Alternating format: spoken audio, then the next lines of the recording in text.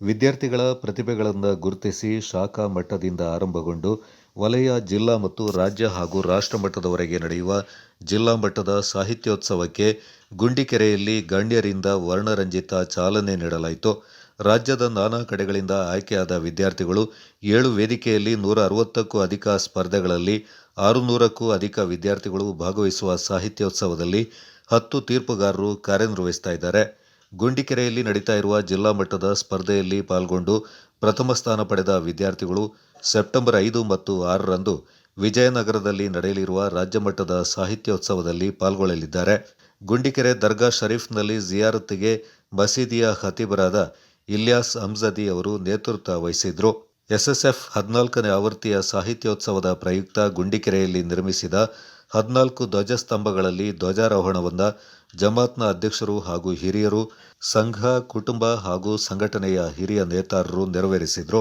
SSF ಸಾಹಿತ್ಯೋತ್ಸವದ ಮುಖ್ಯ ಪ್ರವೇಶ ದ್ವಾರವನ್ನು ಹಿರಿಯರು ಹಾಗೂ ಎಸ್ಎಸ್ಎಫ್ ಜಿಲ್ಲಾ ನೇತಾರರು ಜಂಟಿಯಾಗಿ ಉದ್ಘಾಟಿಸಿದರು. ಎಸ್ಎಸ್ಎಫ್ನ ಜಿಲ್ಲಾ ಪ್ರಧಾನ ಕಾರ್ಯದರ್ಶಿ ಜುನೈದ್ ಮಾತನಾಡಿ, ಅಧಿಕೃತವಾಗಿ 14ನೇ ಆವೃತ್ತಿಯ ಸಾಹಿತ್ಯೋತ್ಸವಕ್ಕೆ ಚಾಲನೆ ನೀಡಲಾಗಿದೆ. ಕಾರ್ಯಕ್ರಮದ ಸಮಾರೋಪ ಸಮಾರಂಭದಲ್ಲಿ ಗಣ್ಯರು ಆಗಮಿಸಲಿದ್ದಾರೆಂದರು. ಕೊಂಡೊಯ್ಯಲಿಕ್ಕೆ ಬೇಕಾಗಿ ಕಳೆದ 53 ವರ್ಷಗಳಿಂದ ಎಸ್ಎಸ್ಎಫ್ ಭಾರತ ಮಣ್ಣಿನಲ್ಲಿ ಕಾರ್ಯಾಚರಿಸ್ತಾ ಇದೆ. ಈ ಸಾಹಿತ್ಯೋತ್ಸವ ಕೇವಲ ಕರ್ನಾಟಕದ ಕೊಡಗಿನಲ್ಲಿ ಮಾತ್ರ ನಡೆಯುವಂತಹದ್ದಲ್ಲ. ಇಂದು ಕೂಡ ಕೊಡಗು ಜಿಲ್ಲಾ ಸಾಹಿತ್ಯೋತ್ಸವ ಈ ಗುಂಡಿಗೆರೆಯ ಮಣ್ಣಿನಲ್ಲಿ ನಡೆಯುವಾಗ ಕೇರಳ ರಾಜ್ಯ ಸಾಹಿತ್ಯೋತ್ಸವ ಕೂಡ ನಡೆಯುತ್ತಾ ಇದೆ. ಸಾಹಿತ್ಯೋತ್ಸವದ ಚೇರ್ಮನ್ ಅಹಮದ್ ಮದನಿ ಅವರ ಅಧ್ಯಕ್ಷತೆಯಲ್ಲಿ ನಡೆದ ಉದ್ಘಾಟನಾ ಕಾರ್ಯಕ್ರಮವನ್ನು ಕೂರ್ಗ್ ಜಮಿಯತುಲ್ ಉಲಮಾ ಜಿಲ್ಲಾಧ್ಯಕ್ಷ ಸಯೀದ್ ಶಿಹಾಬುದ್ದೀನ್ ತಂಗಳ್ ಕಿಲ್ಲೂರ್ ಉದ್ಘಾಟಿಸಿ ಮಾತನಾಡಿದರು. ഈ മണ്ണിൽ കുടക് മാപ്പിള എന്ന് പറയുന്ന കുടക് മഹാപിള്ളമാർ, മാപ്പിള എന്ന് പറഞ്ഞാൽ മഹാപിള്ള എന്നർത്ഥം, മഹാപിള്ള എന്ന് പറഞ്ഞാൽ വലിയ ആള് എന്നർത്ഥം.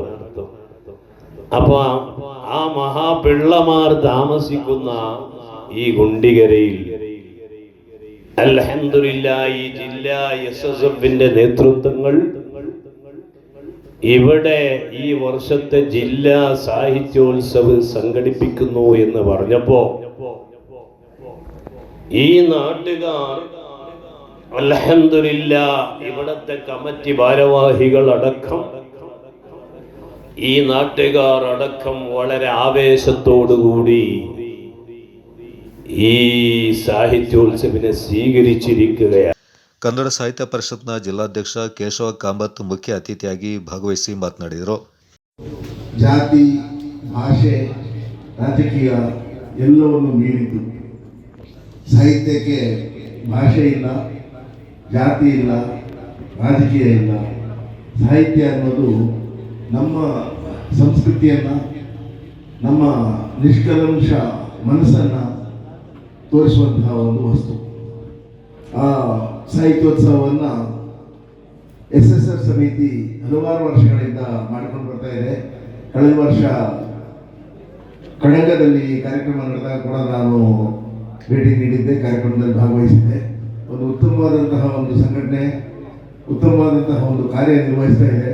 ಹಿರಿಯ ಸಾಹಿತಿ ನಾ ದಿವಾಕರ್, ಕೂರ್ಗ್ ಜಮಿಯತುಲ್ ಉಲಮಾ ಪ್ರಧಾನ ಕಾರ್ಯದರ್ಶಿ ಅಶ್ರಫ್ ಅಹಸನಿ, ಎಸ್ಎಸ್ಎಫ್ ಜಿಲ್ಲಾಧ್ಯಕ್ಷ ಕಮರುದ್ದೀನ್ ಅನ್ವಾರಿ ಸಕಾಫಿ, ಗುಂಡಿಕೆರೆ ಜುಮ್ಮಾ ಮಸೀದಿ ಅಧ್ಯಕ್ಷ ಮೊಹಮ್ಮದ್ ಹಾಜಿ ಮತ್ತು ಮಹಲ್ ಖತೀಬ್ ಇಲ್ಯಾಸ್ ಅಮ್ಜದಿ, ಜಮಾತ್ನ ಪ್ರಧಾನ ಕಾರ್ಯದರ್ಶಿ ಇಸ್ಮಾಯಿಲ್ ಮತ್ತಿತರ ಪ್ರಮುಖರು ಈ ಸಂದರ್ಭ ಪಾಲ್ಗೊಂಡಿದ್ದರು.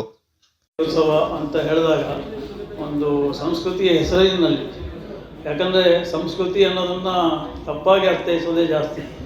ನಾವು ಧಾರ್ಮಿಕವಾಗಿ ನಡೆಸುವಂಥ ಆಚರಣೆಗಳನ್ನೇ ಸಂಸ್ಕೃತಿ, ನಮ್ಮ ಸಾಂಸ್ಕೃತಿಕ ಆಚರಣೆ ಅಂತ ನಾವು ಅನ್ನಿಸ್ತೀವಿ. ಅದಲ್ಲ, ಜನರ ಸಂಸ್ಕೃತಿನೇ ಬೇರೆ ಇರುತ್ತೆ.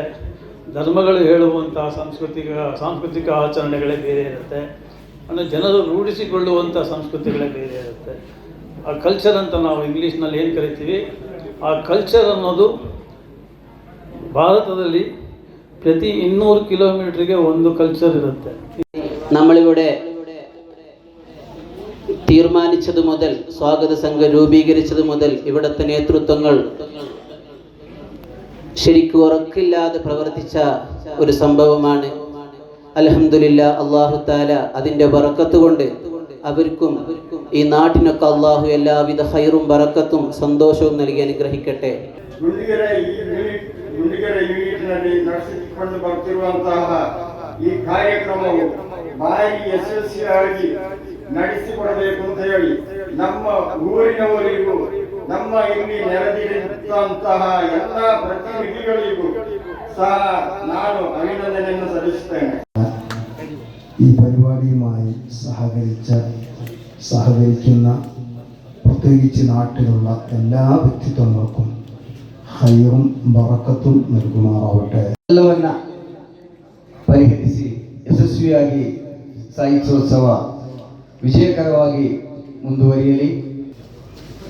100% ಇರುವಂತಹ SSF KMJ SYS ಕಾರ್ಯಕರ್ತರಿರುವಂತಹ ಒಂದು ಪ್ರದೇಶ ನಮ್ಮ ಗುಂಡಿಗೆರೆ. ಈ ಒಂದು ಗುಂಡಿಗೆರೆಗೆ ಕೊಡಗು ಜಿಲ್ಲಾ SSF ಕಾರ್ಯಕರ್ತರು ನಮ್ಮ ಚೇರ್ಮನ್ ಮದನಿ ಹತ್ರ ಗುಂಡಿಗೆರೆಯಲ್ಲಿ. Kodagu channel news Zakariya ನಾಪಕ್ಲೋ.